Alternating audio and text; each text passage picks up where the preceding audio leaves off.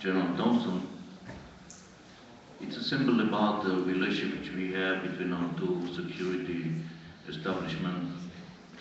And I think that Israel is very much appreciating the system which the United States is giving us on security aid, on keeping us on qualitative military edge. So this is a very important symbol that General can hear. Referring to the speakers, I'm going to introduce two speakers which are both of them deputies. When I was a deputy in different capacities in the past, and I was asked about my job, what I'm doing, I used to say that I'm correcting in the afternoon what my chief was calling in the morning. Don't tell it to the chiefs, of course. But this was my answer. Of course, it's not correct. But deputy is a position which is not always very easy. And I hope you're going to enjoy it, David. Yeah. As for General Thompson, General Thompson commissioned in 1985 as a graduate of the United States Air Force Academy. He's a career space officer with assignment in operations, acquisition, research and development, and academia. He has commanded operational space units at the squadron, group, and wing levels. As for education, I must say he is very much educated. Bachelor and Master of Science degree for astronautical engineering. He is a Master of Science degree for international security industrial policy. He graduated Squadron Officer School, Air Command and Staff College, Air College, and I'm not going to speak about all the responsibilities he has today. And I just want to say that it's a privilege and great honor to invite General David Thompson here to the floor, and I need an assistant to keep the microphone much higher, because in the Space Command you're getting only 7 feet high and not below.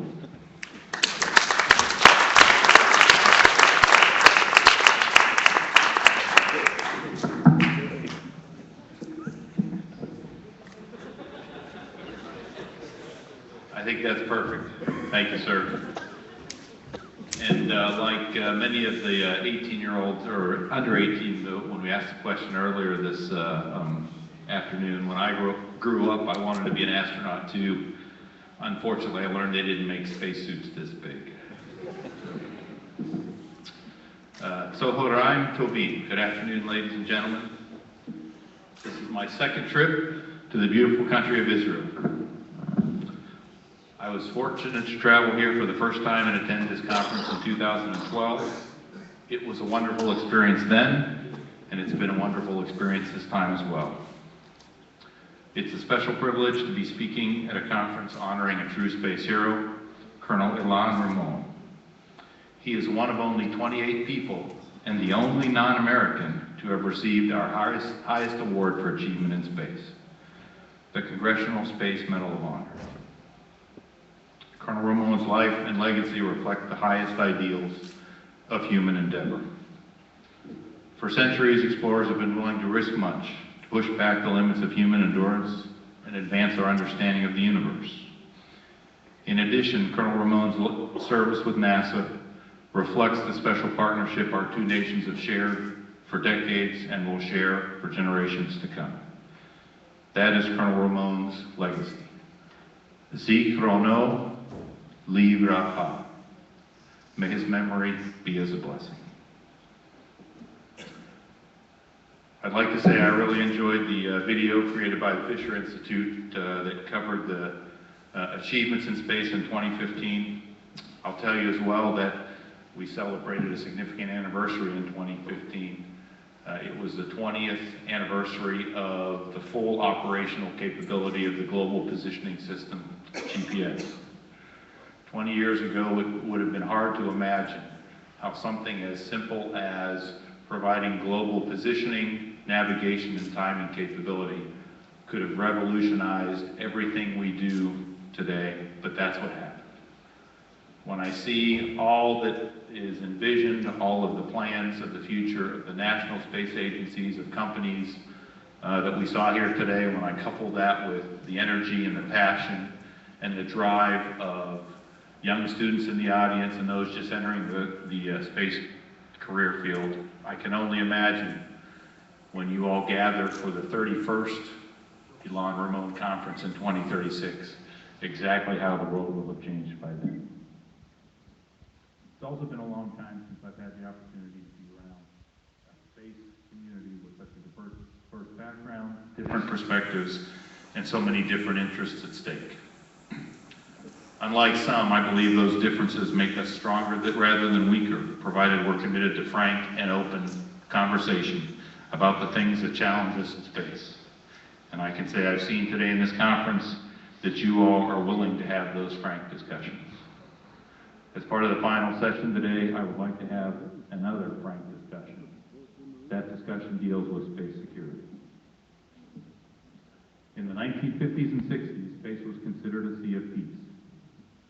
Back then, several nations, two in particular, argued that achievement in human spaceflight was critical to their national security.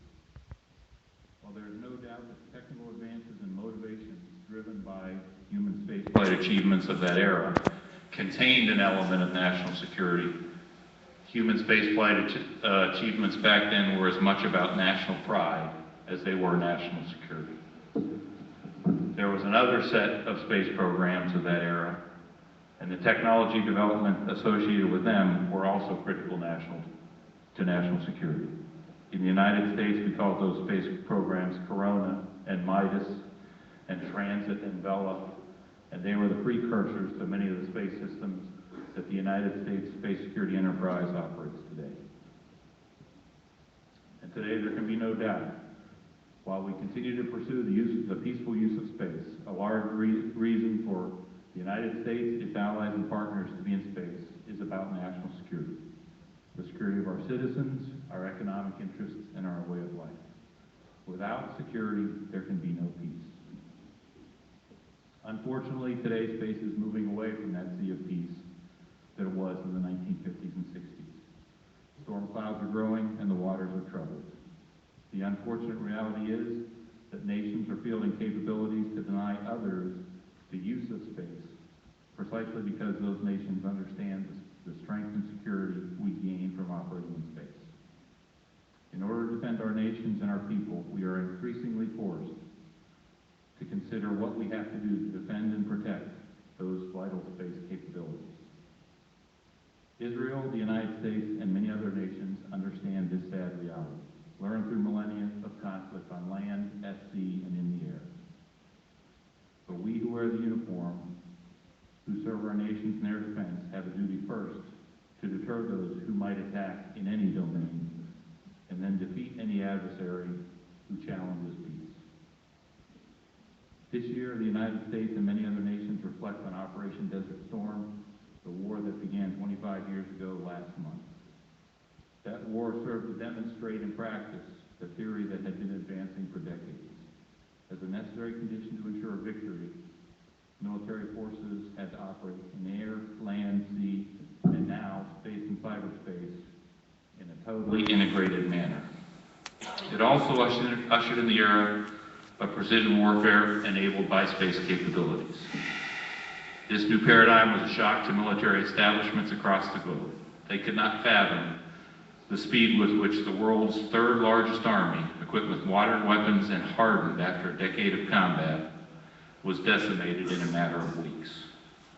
This revolution in military affairs grew in the years that followed, driven by increasing integration of space capabilities into military operations, as well as the early exploitation of a domain we were beginning to call cyberspace. Today, no modern nation ignores the fact that space is vital to national security. We can no longer assume that space is a safe and open operating domain for all that wish to use it. Many seek access to space for their own use and their own purposes, commercial, civil, and military. This is perfectly understandable and perfectly acceptable. The global community knows how to manage competition for scarce resources, We know how to cooperate in space, and we know how to regulate the use of this global commons. We have many ways to do that. At the same time, however, for many who seek to deny the ability of others to operate in the space domain, we are witnessing the development and fielding of some of the most capable and destructive counter-space systems in history. Development by those who understand the advantages of those operating in space and who seek to deny others the use of those systems in conflict. Likewise, the domain we call cyberspace has emerged as a critical area and potential arena of conflict. Like the space domain, cyberspace represents an enormous opportunity for our societies, but it presents an equally great opportunity for our adversaries to exploit that dependence to their gain. Operations in space and cyberspace are just as linked today as ground or air or maritime operations. In many cases, the networks and systems that ensure our ability to operate effectively in those domains are also critical paths for command and control, and in some cases, make up the physical link between the domains themselves.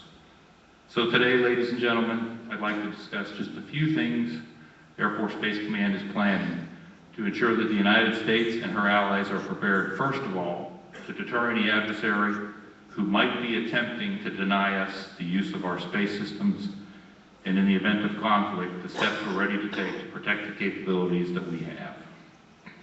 In order to operate effectively in space, in the face of advancing threats, we need three fundamental things: an exquisite knowledge of the domain, the capability to quickly command and control forces that operate in the domain, and resilient architectures that will guarantee our platforms can continue to execute their missions regardless of the threat.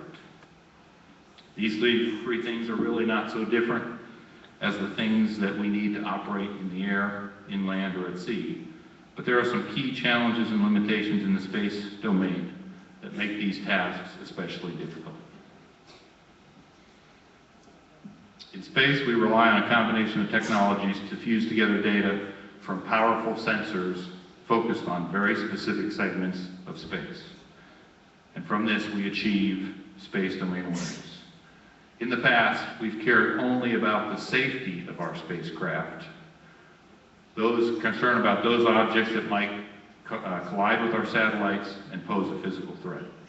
Now, space domain awareness has expanded to include a much larger category of information, including understanding new and emerging threats in space and on the surface of the Earth.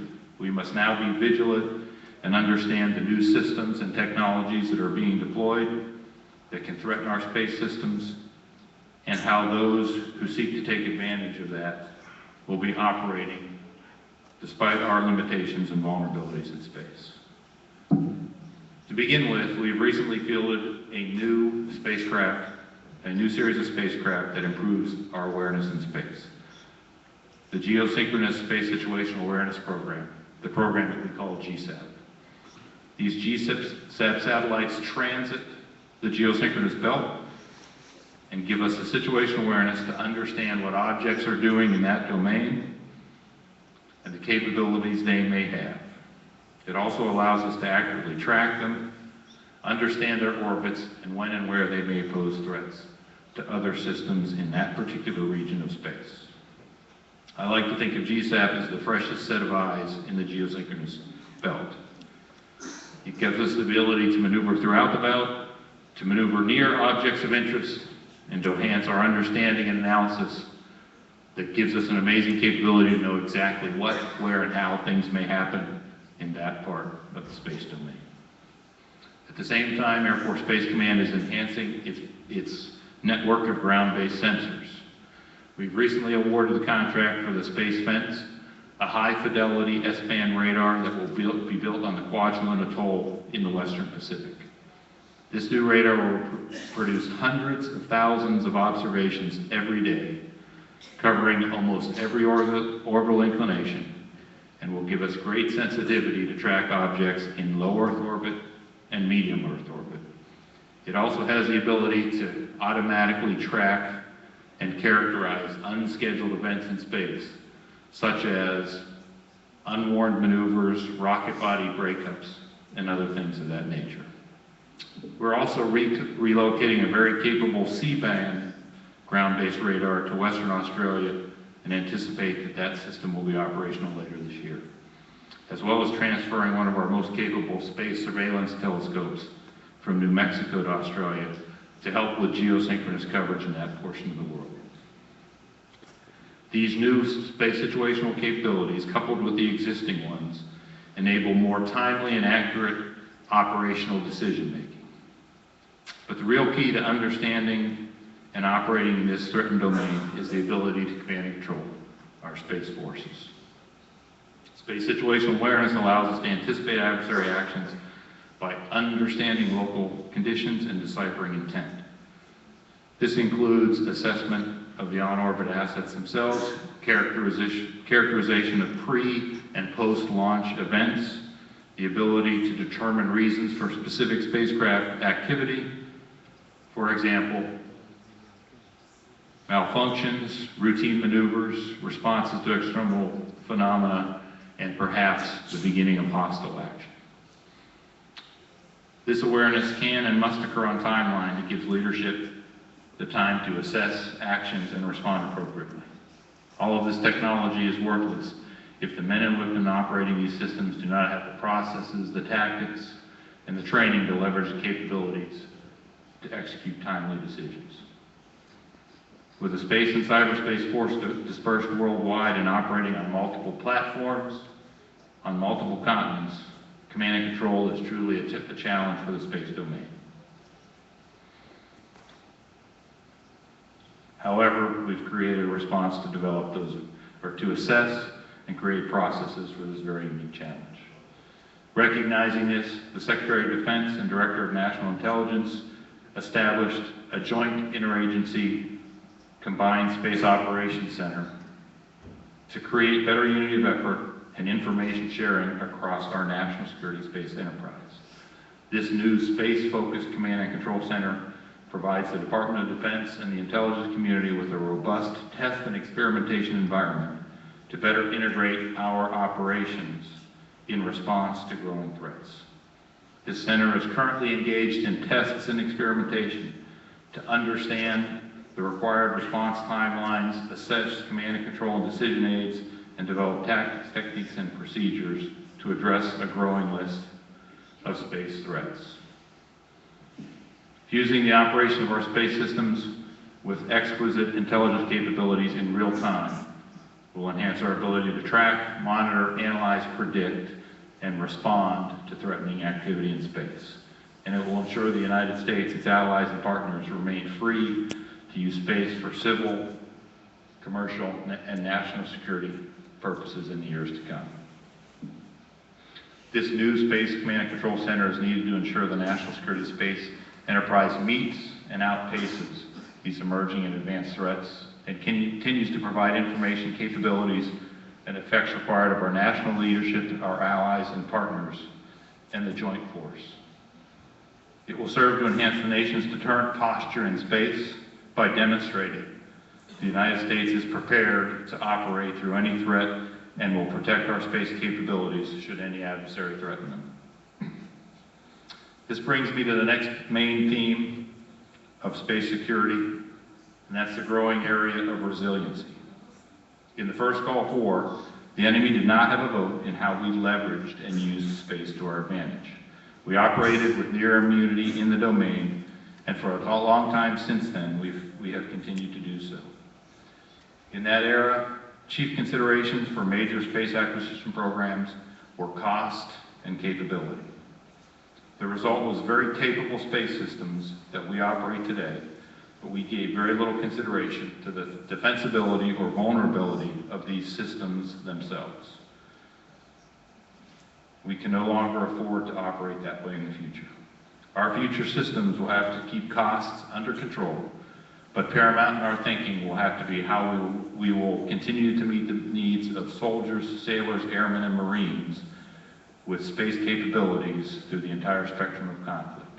We must field capabilities that are resilient not only to naturally occurring phenomena in the space domain, but are resilient to a broad range of adversary threat. kinetic, non-kinetic, reversible, and irreversible. Adversaries will no longer intend to allow the U.S. and its allies to operate in space with impunity, and we have to prepare for that reality. The ground systems that operate our space systems are a key part of the resiliency architecture and are the enabler for everything we do in space. If we don't have robust and resilient ground systems, our ability to operate those in the face of threats will be severely challenged. That is the case today. As a result, we're beginning a modernization of our ground infrastructure to include key components of resilience, even as we operate in today's budget-constrained environment. Legacy ground systems are not interoperable, and they are not particularly adaptable to evolving capabilities. So we're upgrading them in many ways. For example, we're looking to move to operate on command and control frequencies that are used by commercial providers so that we can take advantage of their command and control networks as well. We're improving operations, and we're making ground systems more common across the total range of our space systems so that one ground system can operate a different set of satellites in an emergency. These modern ground systems must provide tools for better awareness of the systems themselves, the potential threats that they seek, that they're exposed to when they're under attack, and then rapidly share this information on the health and safety and threat these systems face with higher echelons of command. A worldwide network for telemetry, tracking, and commanding, as well as the processing and distribution of mission data, is in line with our strategic vision for enhancing the resiliency of our space systems and the capabilities they provide by enhancing our ground network. In addition, we plan to make better use of commercially available systems that will allow us to increasingly leverage the computing power of modern information technology, the advances of commercial space operators, and will help us to operate in a smarter and more efficient manner. Current computing technologies and commercial services have evolved to the point where Air Force Space Command can confidently create a more cyber-hardened, lower-cost, enterprise-wide satellite operations architecture going forward, and this enhanced, resilient architecture will serve as a stronger deterrent against those who seek to attack our space systems. Finally, the last and perhaps most key element of resilient and deterrent space capabilities includes that of partnerships. Some of you probably know that our Joint Space Operations Center maintains the space surveillance network that today tracks approximately 23,000 objects in Earth orbit. About 5% of those objects are functioning satellites. The rest are debris or inactive satellites. While we have a powerful network and incredibly talented people performing this mission, the problem is, frankly, we can use some help. The United States is increasingly partnering with other nations in sharing data and situational awareness about satellites and debris orbiting in space. Most recently, the United States entered into a space situational sharing agreement with Israel that, like agreements we already have with other countries, will enable both countries to better track objects in space and increase the safety of spaceflight operations for all. Along with Israel, the United States has these sharing agreements with Germany, the United Kingdom, the Republic of Korea, France, Spain, Canada, Italy, Japan, and Australia, as well as the international organizations of the European Space Agency and the European Organization for the Exploitation of Meteorological Satellites. These SSA data sharing agreements enhance multinational space cooperation. This information is critical for launch support, satellite maneuver planning, support for on-orbit anomalies, electromagnetic interference reporting and investigation, and satellite decommissioning activities, as well as on-orbit conjunction assessments.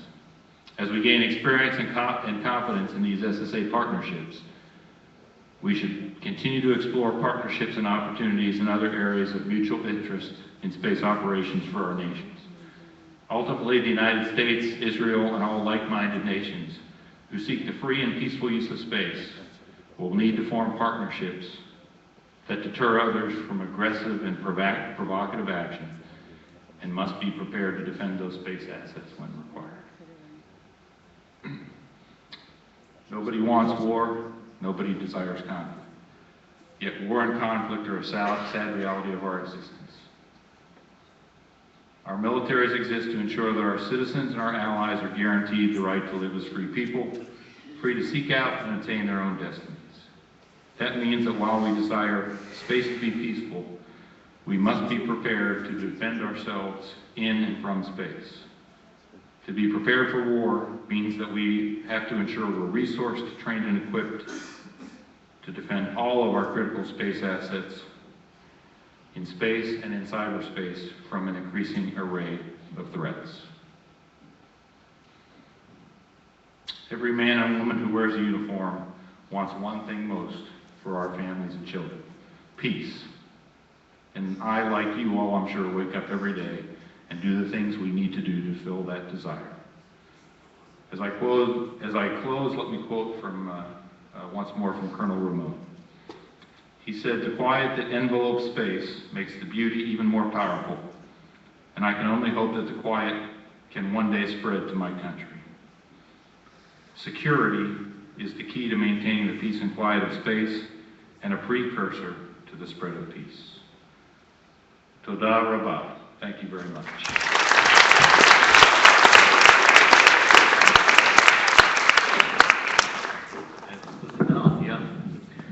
תודה רבה.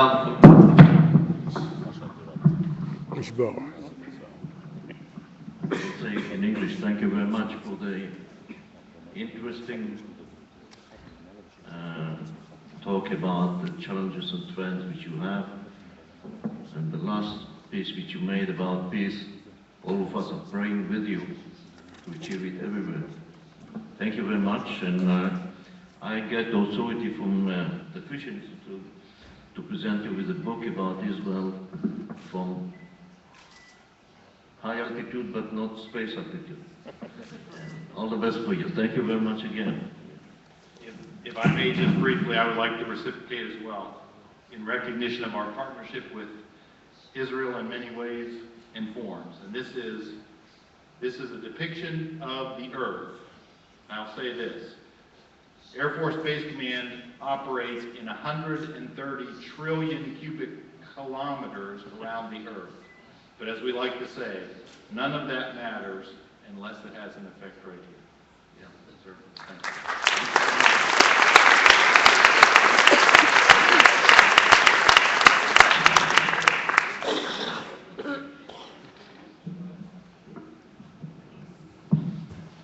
By the way, you had a very nice parents. They selected a very nice name for you.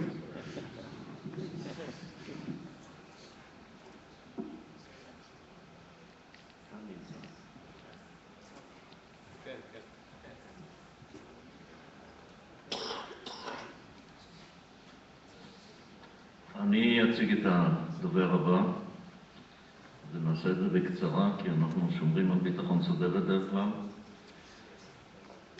בשנת 1967 כנראה שהיה בציר טוב. ככה אנחנו עושים את זה על יינות כמובן, על כפנים, מה בציר היה. למה אני אומר 67? קודם כל זה היה מלחמת ששת הימים שחיל האוויר בו עשה את ההיסטוריה. וזה גם השנה שבו נולד טל קלמן, שהוא היה רמ"ט חיל האוויר, לכן הבציר היה בציר טוב כנראה. וטל היום אמנם כתוב בתוכניה שסגן מפקד חיל האוויר, אבל כמה שאני יודע אין כזה דבר. טל הוא ראש מטה חיל האוויר, תפקיד מאוד מאוד חשוב, היות ואני עשיתי תפקיד בשם אחר, אבל זה אותו דבר. אני אומר לכם שזה תפקיד אתגרי, ואני מתאר לי שהיום, בימים אלה, שהוא הכניסה לרשת, מה שקוראים, או הרשתות למיניהם,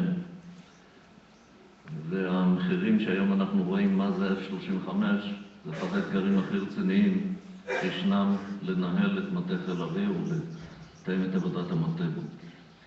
טל הוא טייס קרב שפיקד על טייסות קרב ועל בסיס קרב, והיום הוא, אחרי התפקיד הקודם של ראש להק אוויר, היום הוא ראש מטה חיל אוויר, ואני מבקש את טל להציג את חיל אוויר עבורנו. זו פעם ראשונה, דרך אגב, שהוא עושה את זה כרמת חיל אוויר, אז ברוך הבא.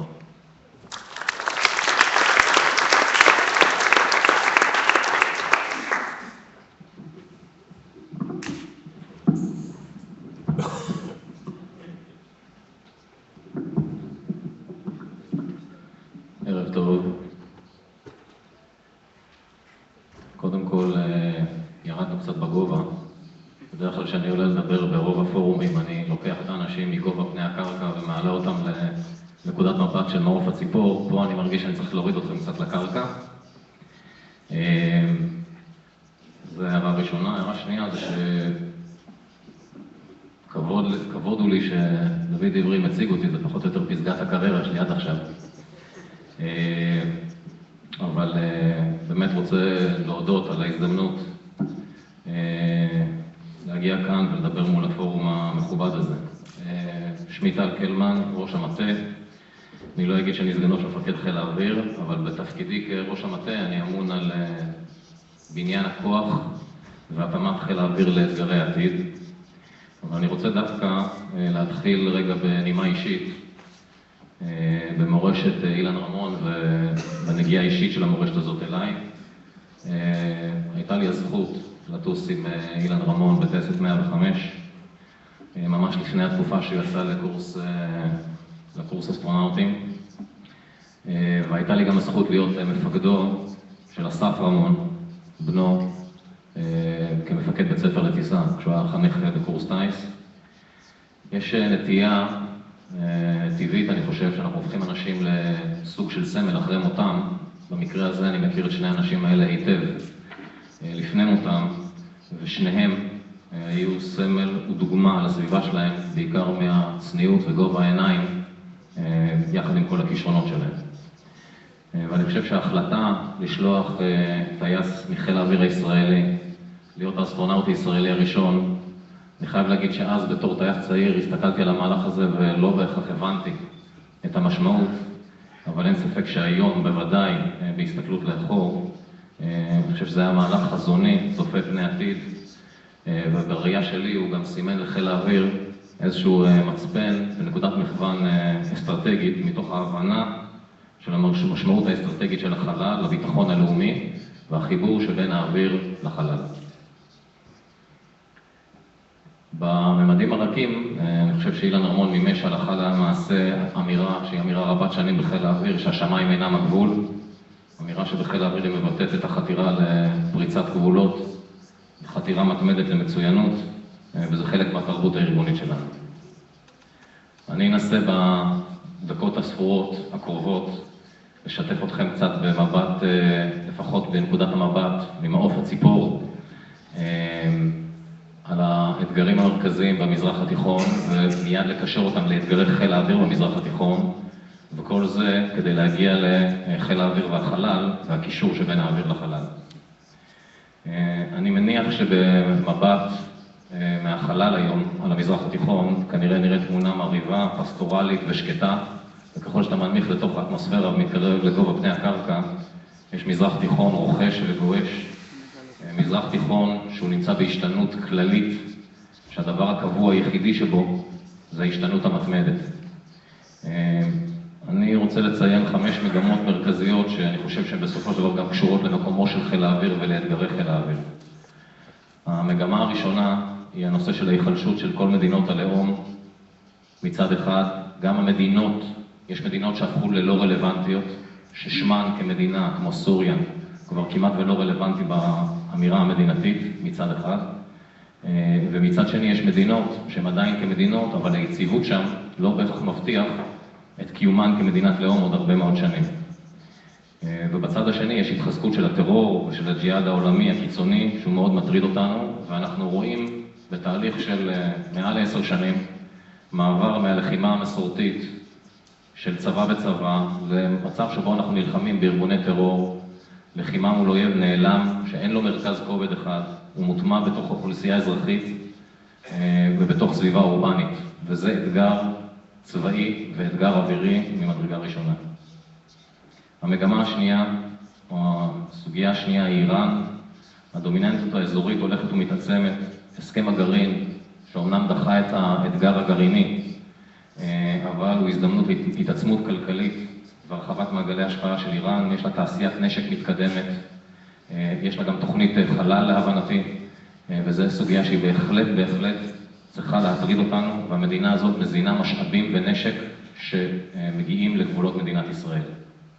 המגמה השלישית זה מרוץ חימוש אזורי. למרות מה שאמרתי על ארגוני הג'יהאד ועל ארגוני הטרור, אי אפשר להתעלם מזה שבשנים האחרונות יש כאן עסקאות נשק במאות מיליארדים במדינות שמסביבנו, ואני מדבר פה דווקא על המדינות ולא על ארגוני הטרור, שכל הנשק הזה כמובן בקצה שלו יכול להגיע גם לארגוני טרור.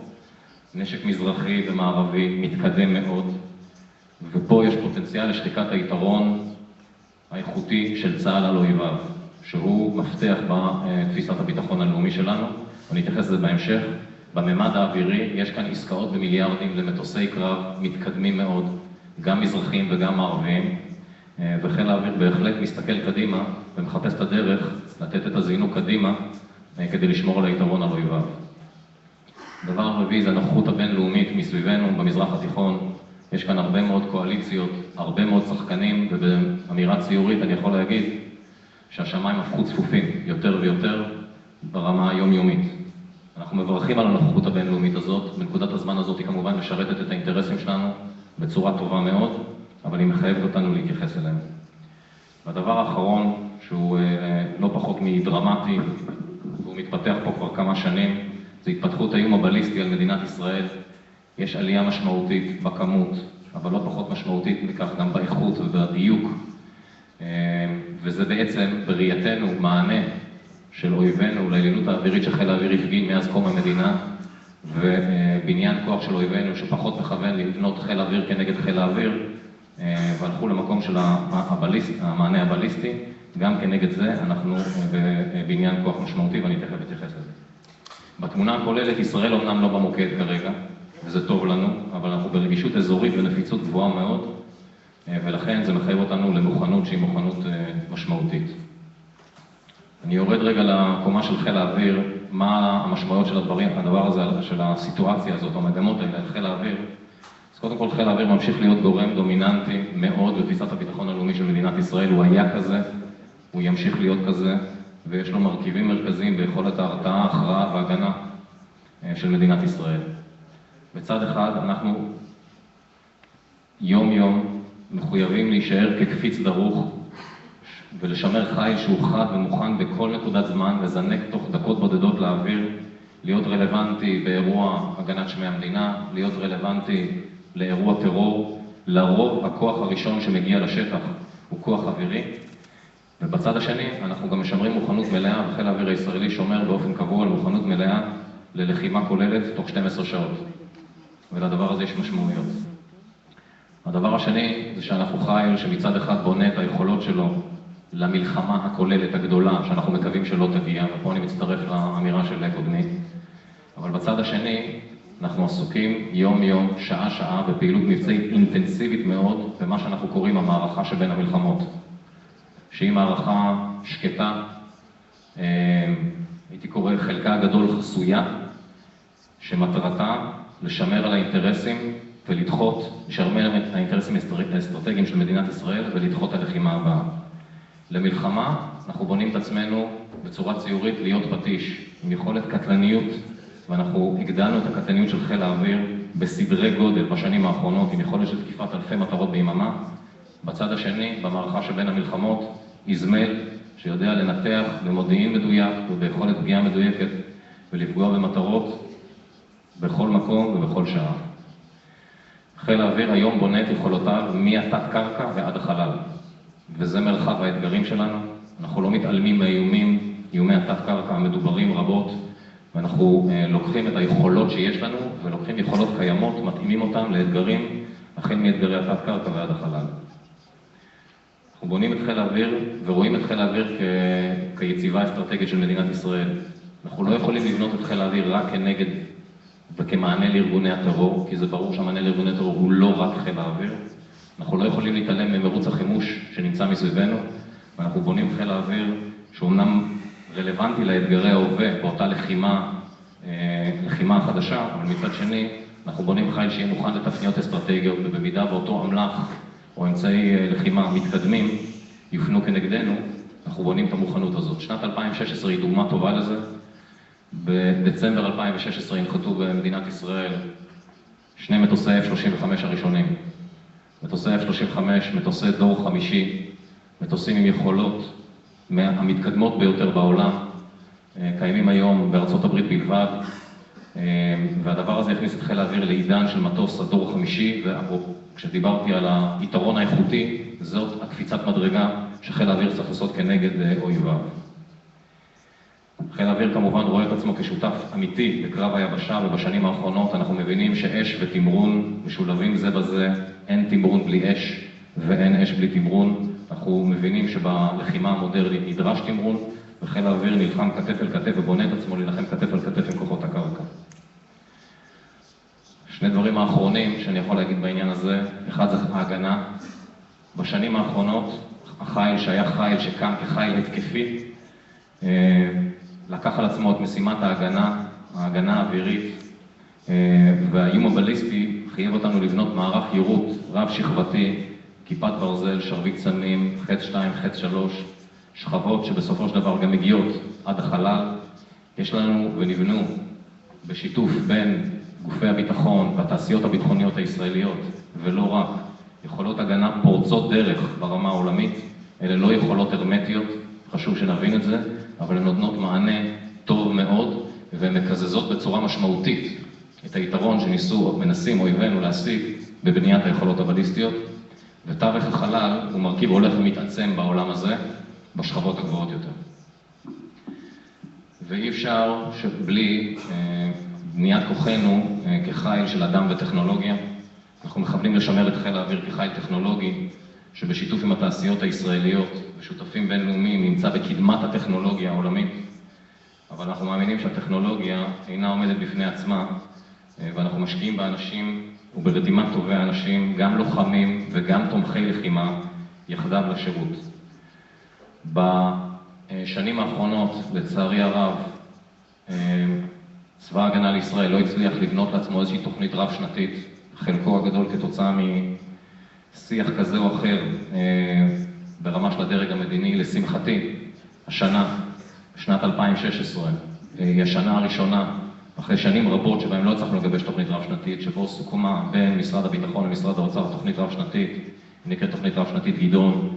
היא מאפשרת לנו ואפשרה לנו בחודשים האחרונים לשבת, להסתכל קדימה, לנתח את הסיטואציה האסטרטגית המאוד מורכבת שקיימת כאן היום, ולייצר תוכניות בניין כוח ארוכות טווח, שאני חושב שהם יביאו מענה ומענה טוב לאתגרים שעומדים בפנינו.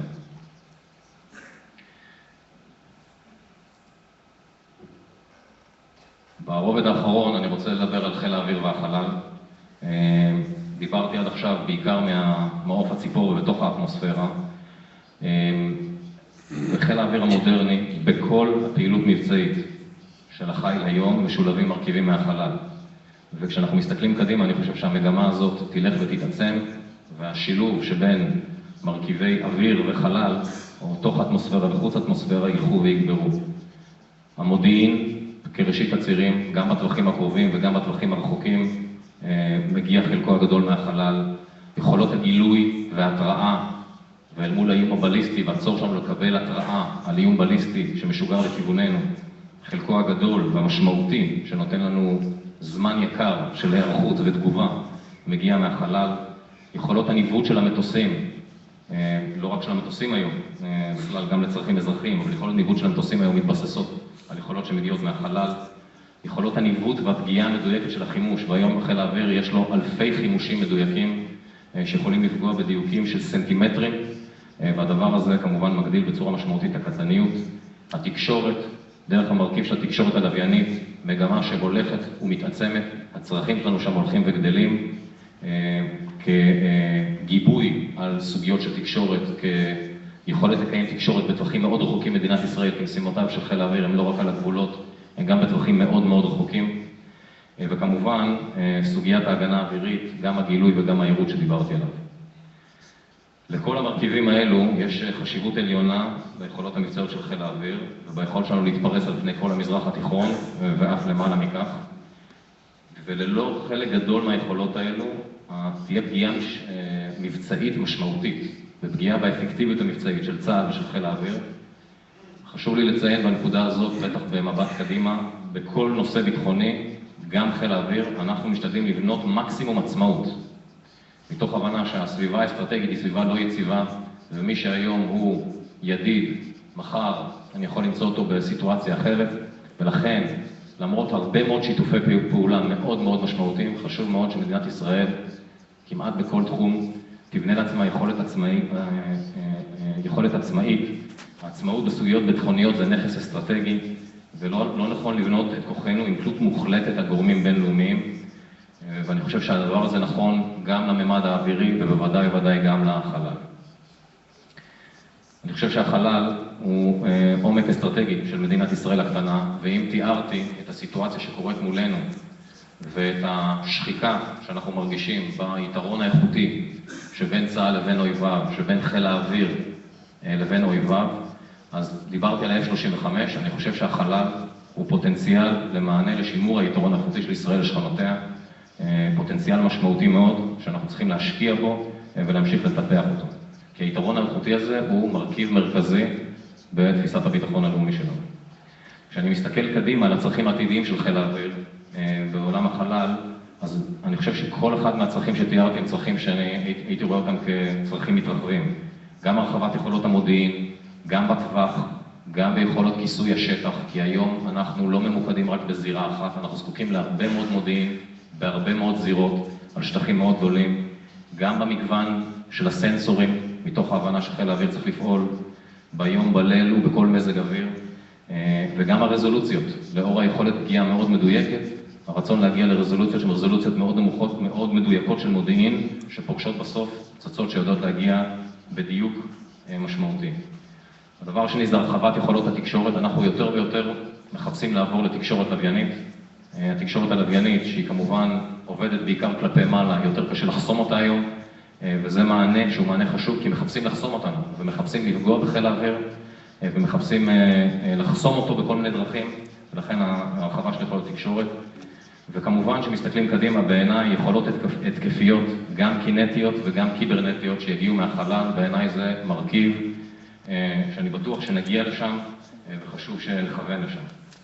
ובעולם ההגנה, אז שמעתי גם בהרצאה של קודמי, אבל אני חושב שגם בהגנה ובהשתלבות של מרכיב החלל בהגנה האווירית, אבל גם ובוודאי, מכיוון שאנחנו מבינים שגם המדינות שמסביבנו מסתכלות על מימד החלל ומחפשות לבנות תוכניות חלל, אנחנו צריכים לראות איך מה שאנחנו שמים בחלל בסופו של דבר גם מקבל הגנה.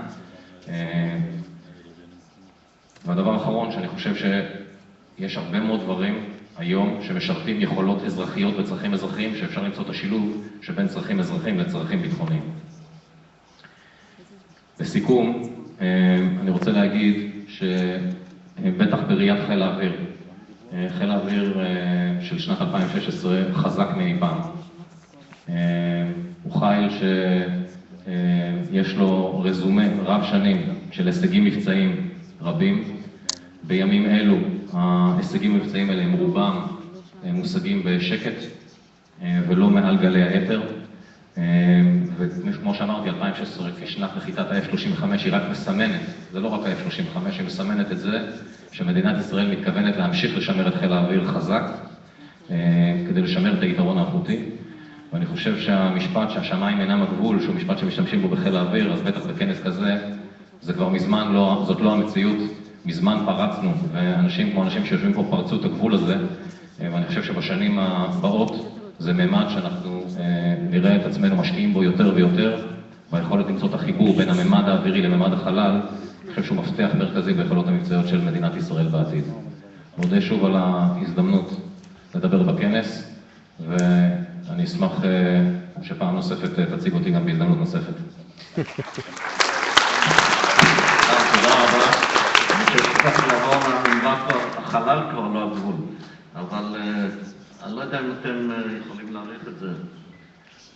טל הוא בוגר קורס 117. מישהו יודע באיזה קורס אני, במקרה אולי מישהו יודע, קורס 14.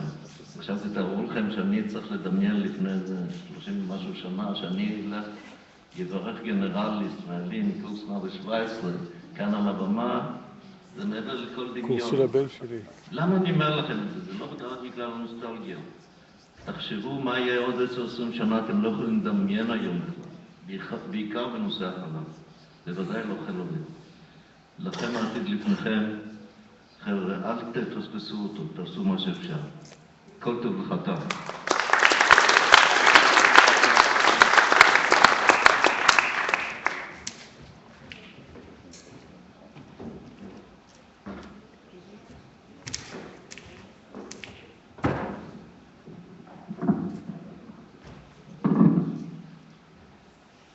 בסיכום הכנס אני מבקש להזמין את יושב ראש מכון פישר, אלוף במילואים הרצל בודינגר, בבקשה.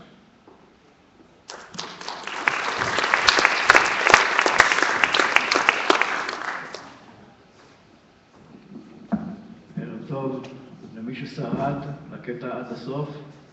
היינו אולם מלא בבוקר וכרגע אנחנו בערך שליש, כמה אנשים התעייפו. אני אמור לסכם את הכנס, ולא ברור שאפשר בכלל במספר משפטים לסכם כנס שהיה משתרע על כל היום, והציגו בו את כל מה ששמענו, גם לגבי העבר, גם ההווה וגם לגבי מגמות אל העתיד. היה יום מאלף. אני רוצה לשתף אתכם כמה היבטים שלי על הדברים ששמענו, אבל מנקודת מבט אישית. נתחיל בזה שכשהייתי תלמיד בבית ספר יסודי, הרימו אז ברית המועצות את הספוטניק הראשון לחלל.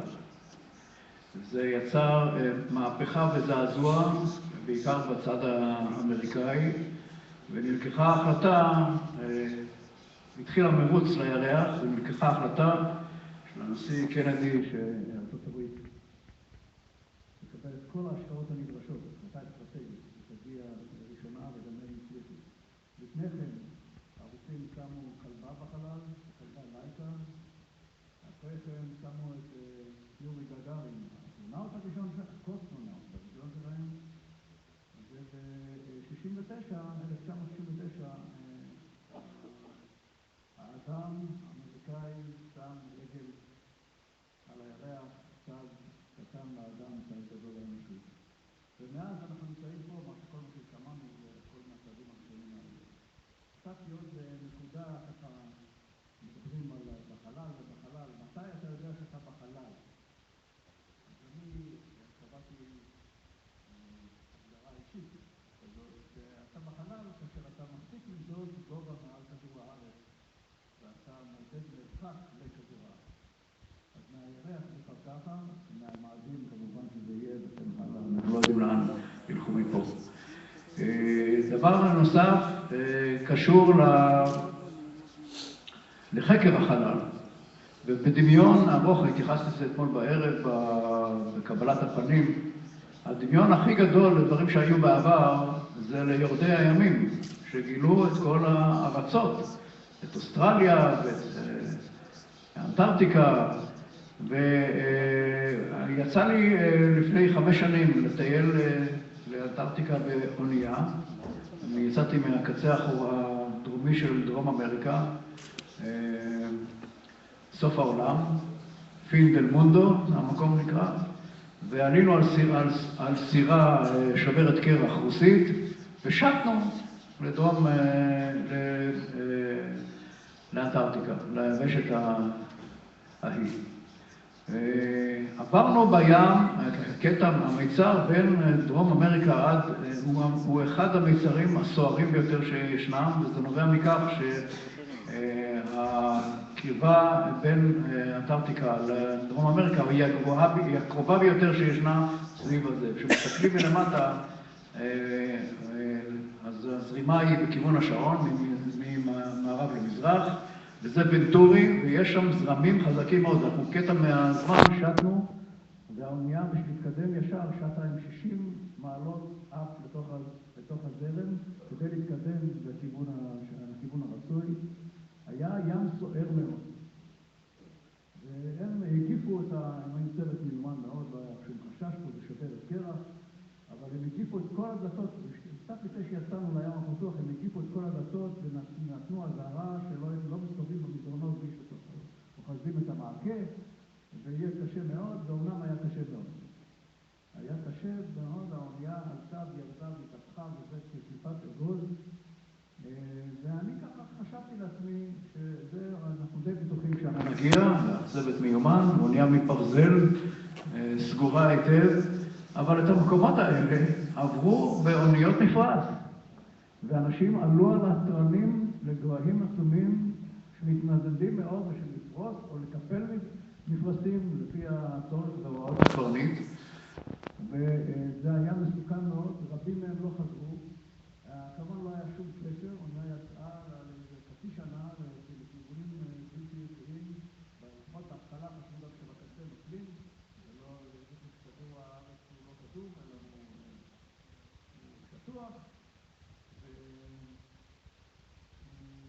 וזו הייתה תעוזה גדולה מאוד. האדם תמיד חותר על ההרפתקאות ולהשיג לגבולות חדשים, והיום החלל זה לפחות האוקיינוס המודרני, ובאותם פלנים עם קשר אחר ועם הרבה תכונות מסוג אחר, אבל בגדול זה תעוזה גדולה מאוד. אתמול היינו בטקס אזכרה לאילן רמון, זכרו לברכה, והאנשים האורחים שבאו מחוץ לארץ מנאס"א, שמע אותי אם היו בקבר ביחד איתנו, וכל שנה באזור הזה, בדרך כלל אנחנו עולים לקבר אך בתום הכנס.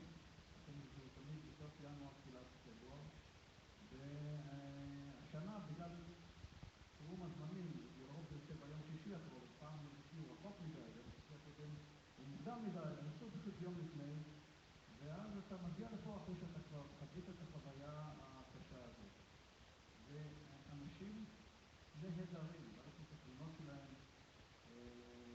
האירוע של הקולומביה הוא דומה לאירוע של הצ'אלנג'ר, ושתי האסונות שקרו באופן דומה. הצ'אלנג'ר ביציאה החוצה, לא הצליחו לבצע את המשימה. האווירון שלנו, המטאסי שלנו, הקולומביה, היה בתום המשימה, חוזר הביתה, שכולם כבר ברקו ושידרו שידורים מהזה, והם היו בשיא השמחה שלהם. אתה רואה הם גם שרים והם נותנים ברכות, והם באים בדרך הביתה, הם שרים וכל המוכנים להיכנס, ובמרום שמחתם הם חושבים את הרצה האיומה הזאת, והם נמצאים בעצם הם לא נחתו אף פעם, וכל הארץ הייתה בציפייה, כולם ישבו, המשפחה והאביב וחברים, וחיכינו לקטע הזה שבארבע אחר הצהריים עכשיו יביאו ועכשיו לא זה דבר, הם עושים הודעות שמחכים לראות מה קורה, ואתה כבר לא יודע שכנראה קרה הרע מכל. ושוב, אני מציין את האנשים נהדרים שעברו אימונים מאוד מיוחדים, ידעו את המקצוע שלהם פרפקט, ובסוף המערכת כשלה, והיום אנחנו נמצאים פה במקום אחר. אי אפשר כנראה להתקדם פה בלי לשלם מעת לעת איזשהו מחיר מהסוג הזה, כמה צריך לדאוג שזה יקרה לעתים נדירות ביותר, ואם אפשר גם נפעל. אנחנו מסיימים את היום הזה, ושמענו שהתחילה המגמה של טיסות לחלל אזרחיות, בטוח שזה יהיה, ואנחנו מתחילים לתכנן את המסע לכיוון המערבי שכבר מתכננים אותו הרבה זמן. המכשולים שבדרך, למעט הקולומביה, הם שדוחים את המועד, אבל אנחנו חושבים שהדבר, אנחנו כבר קרובים מאוד, ואני מאוד מקווה, ב-72, אני מאוד מקווה שבחיי אני אראה את האדם נוחת על המאדים. אני כמעט בטוח שזה יקרה, השאלה אם אני לנוער שיושב למעלה, אתם שם קיום, והעתיד לפניכם. אני מאחל כל טוב, ולגבי מה שחיל האוויר עושה או לא יעשה, וחיל האוויר הוא היום זרוע האוויר והחלל, באופן כללי הוא אחרי